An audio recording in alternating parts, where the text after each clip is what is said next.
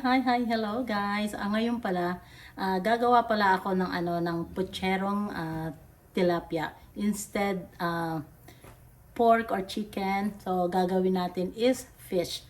So halika, umpisahan na natin. Ayan guys, hugasan natin mabuti ang ating tilapia. Lulutuin ko pala itong dalawa. So bali, hahatiin ko lang siya sa gitna.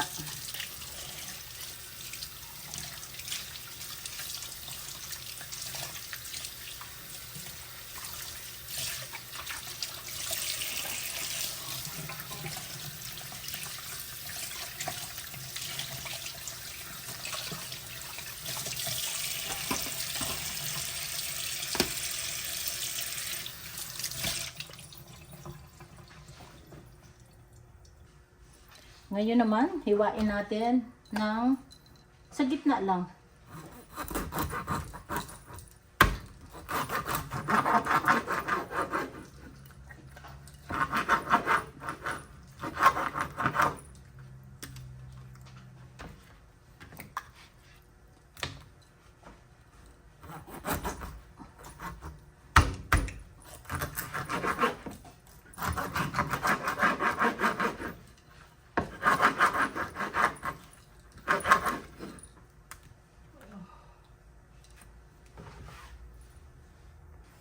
Lagyan natin ng asin.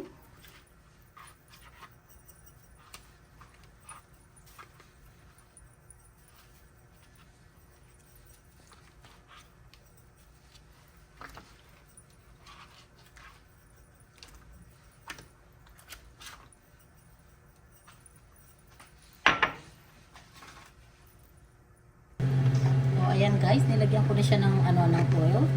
Pinapainit ko na. Ngayon, lagyan natin siya ng konting harina para hindi siya tatalsik. Ito ang nakita ko kasi, nilagyan nila ng harina. So, magaya natin ito. Kung totoo nga.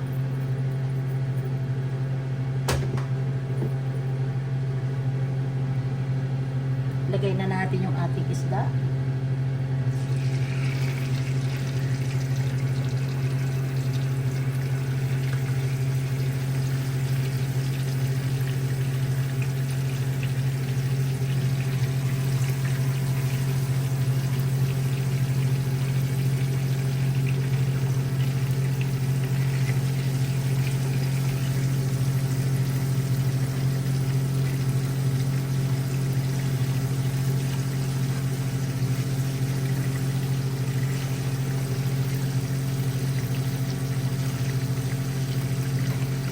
Totoo nga. Hindi nga nagtalsik. Buti naman. Good. So, ayan guys. Tignan natin yung kabila.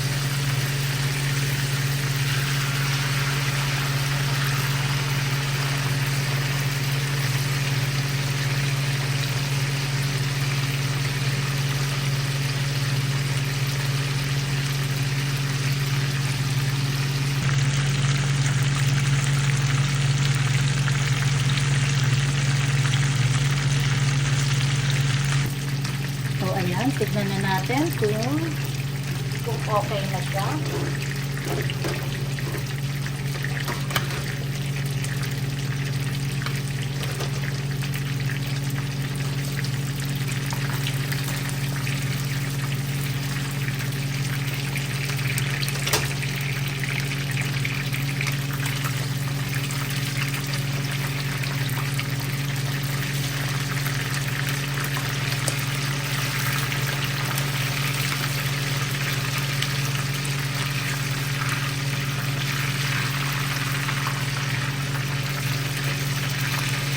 Yan, balik ka rin pa natin siya. Kasi gusto ko lutong-luto yung aking isda.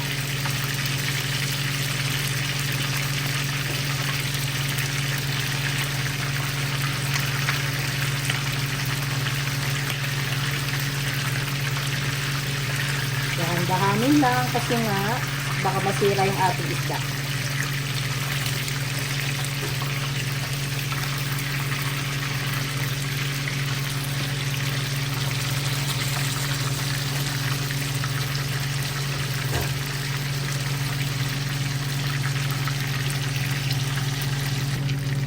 So ayan guys, alisin na natin.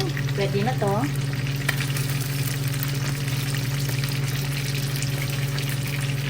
Ang ganda ng pagkakaluto ko sa aking tilapia.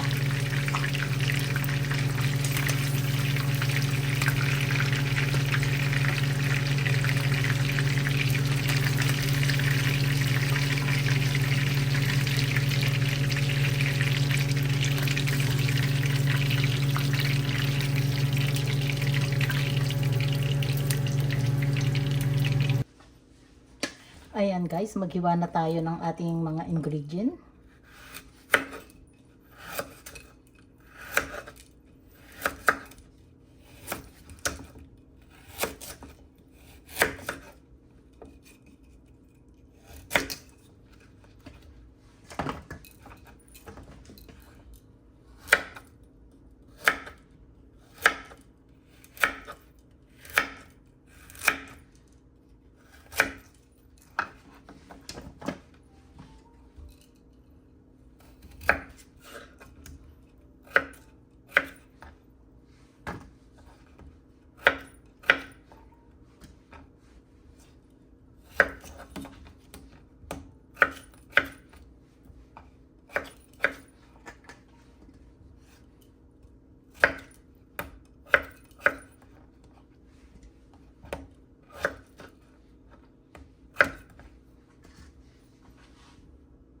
Ang isusunod natin yung saging. Meron akong saging guys, kaya lang luto na siya. Pero okay lang kasi kailangan natin 'to eh. Eh hindi na ako pumunta sa sa Filipino store. Kaya lulutuin uli natin siya.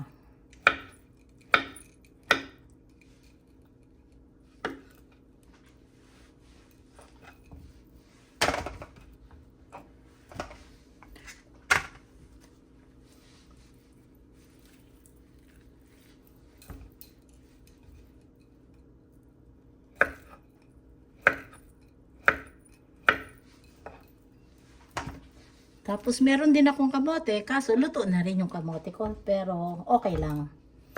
Lutuin na lang din natin.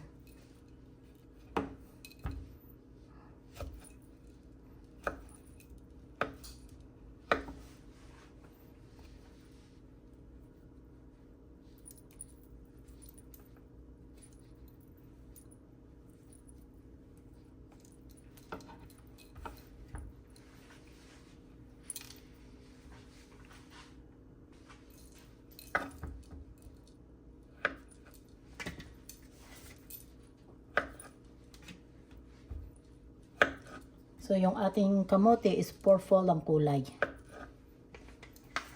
Ayan, may saging, may kamote. Hiwa tayo nito. Ito. At ito.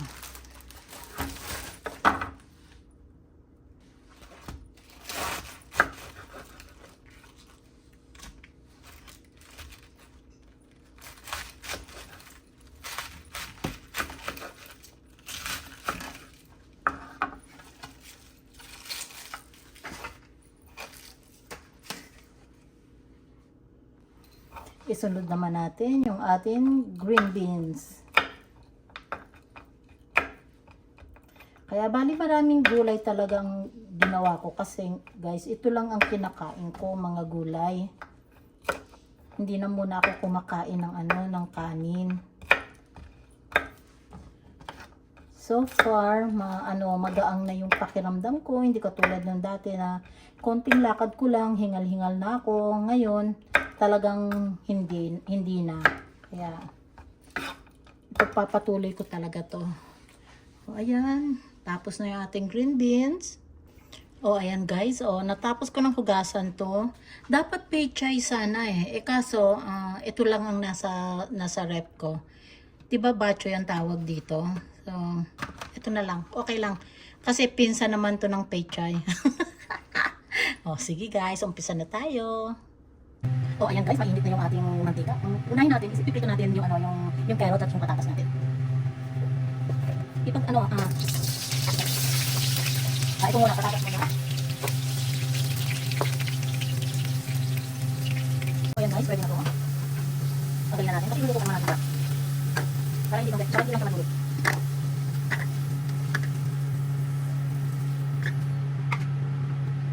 Isunod natin ang ating carrots. Okay, balikan na natin.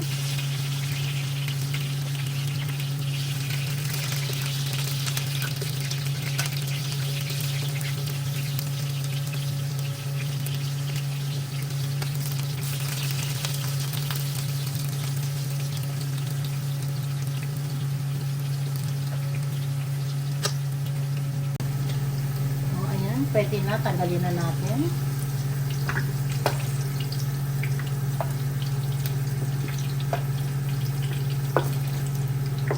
Oops.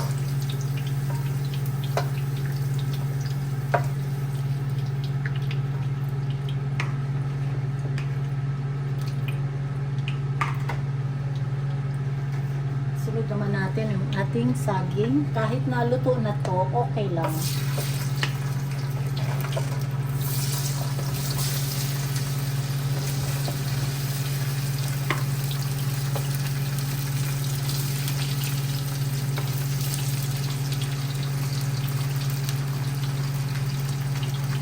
Okay, baliktarin na natin.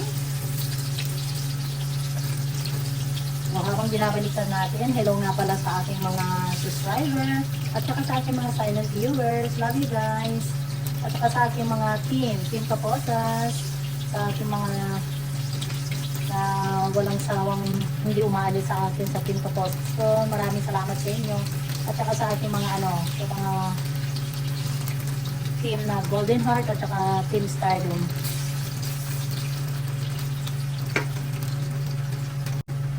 Okay, tanggalin na natin.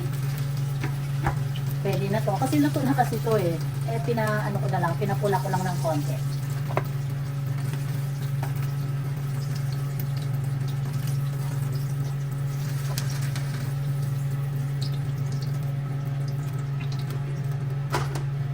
Natin ang ating kamote pero ibang kulay kasi ito lagi kong binibiling kamote kasi gusto ko yan.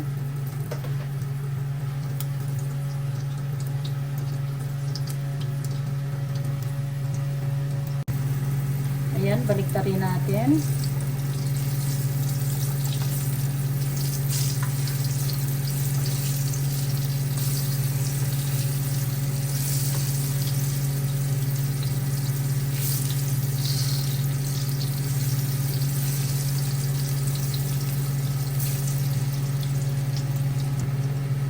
Pwede na, tanggalin ko na.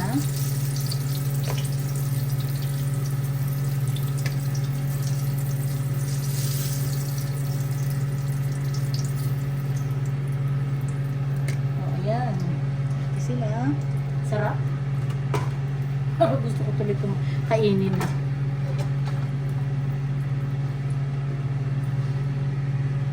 Ngayon guys, umpisa na tayo. Magluluto na tayo. Bawang.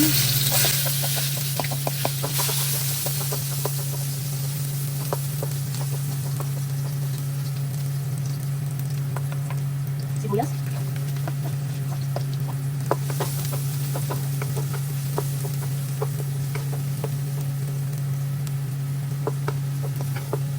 Sunod natin ang biyak. Lagay natin ang kamatis.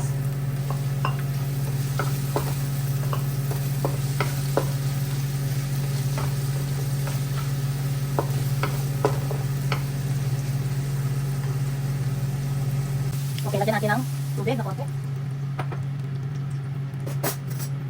Lagyan natin ng asukal.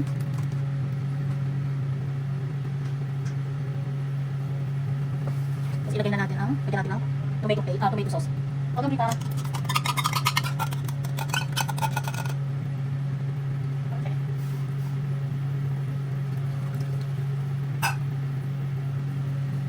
natin. Takpan muna natin. Lagyan pala muna natin ang salt, paminta,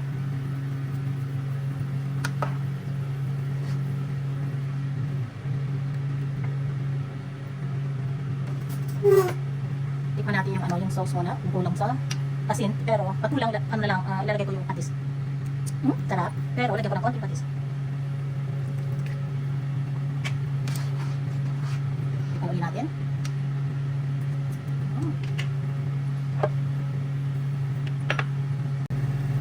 Okay guys, ilagay na natin yung niluto nating isda.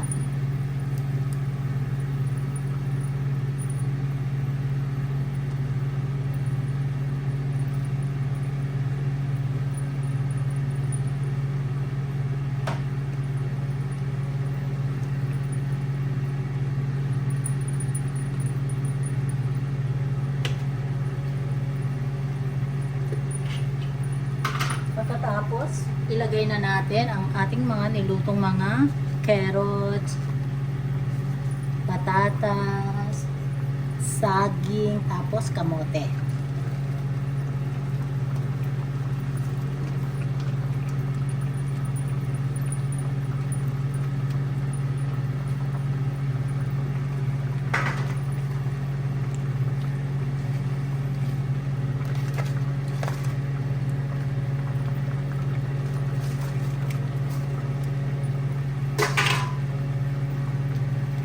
Okay lang na madami ang niluto ko kasi nga ito naman kasi ang kinakain ko talaga at hindi ako makain ng kanin.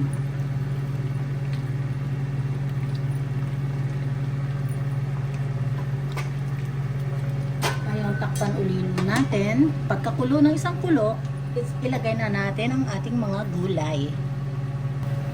Okay, buksan na natin.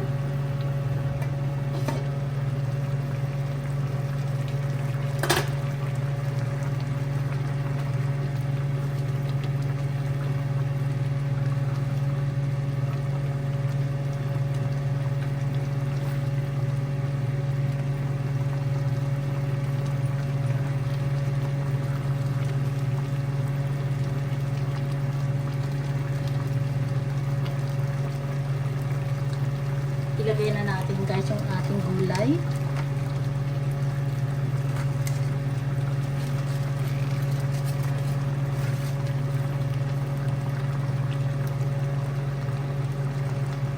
Mamaya na natin ilagay yung ating bok choy kasi madali lang naman yung maluto. Ito lang muna. Buksan natin.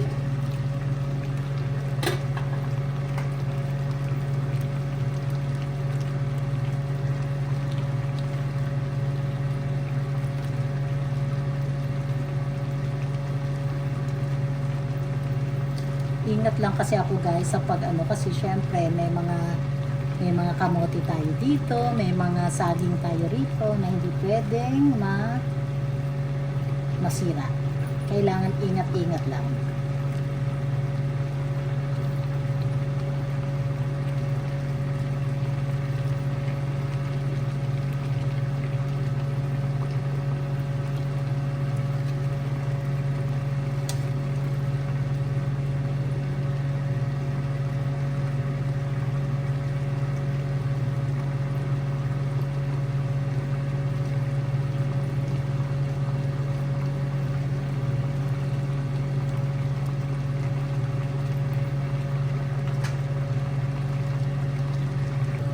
Ayan guys, buksan na natin.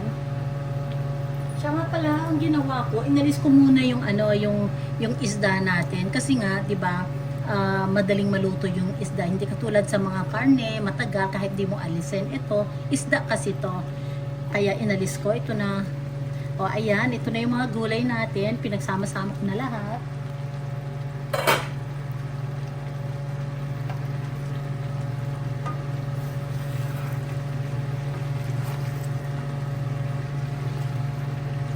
Napakasarap ng sabaw guys. Tinikman ko, ang sarap niya.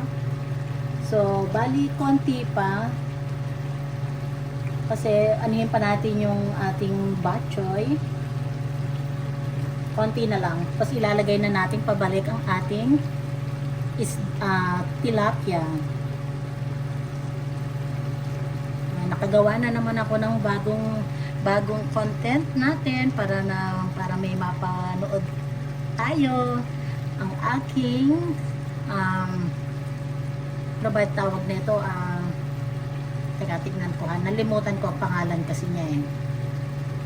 Sandali lang. Ayun.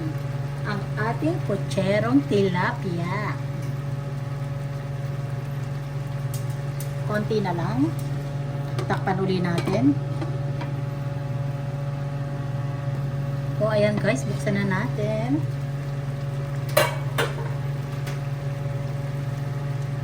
Ayan, okay na. So, ilagay na natin ang ating tilapia.